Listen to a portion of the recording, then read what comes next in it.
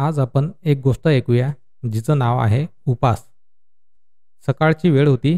जंगलात एक मोठ्या वडाच्या झाडाखाली माकडांची एक टोळी बसलेली होती. आश्चर्याची गोष्ट म्हणजे सगळी माकडं एकदम चुपचाप बसली होती. कारण आज माकडांचा उपासाचा दिवस होता. उपास आता सुरूच होणार होता. टोळीचं मुख्य माकड उठलं.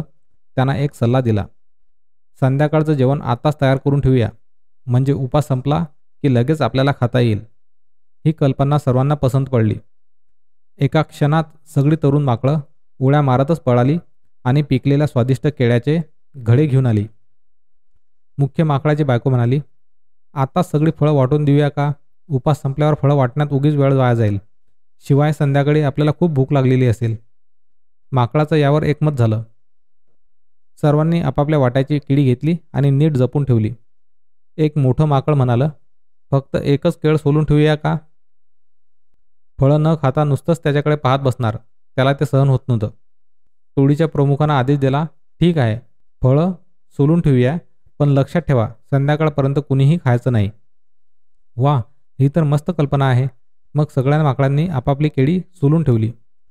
सगळ्यात लहान माकडा आपल्या वडिलांच्या कानाशी येऊन म्हणालं, बाबा, मी केळ माझ्या तोंडात ठेवलं तर चालेल का? संध्याकाळपर्यंत मी ते मुळीच खाणार नाही. खरंच, वडिलांनी सगळ्या माकडांना म्हटलं, आपण सगळ्यांनी केळ तोंडात ठेवायला काही हरकत नाही. संध्याकाळी उपास संपल्यावर लगेच खायला ते सोयीचं होईल. दुसऱ्या क्षणात सर्व माकडांनी केळ आपल्या तोंडात ठेवून दिलं.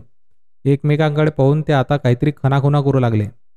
मग काय, एका क्षणातच सगळी केळी गळाखाली उतरली आणि दिसेनाशी झाली. उपास देखील मोठ्या गोळीने संपला.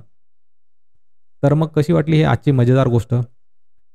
Moral stories in Marathi for kids पॉडकास्टला सबस्क्राईब करून शेअर करायला विसरू नका. धन्यवाद.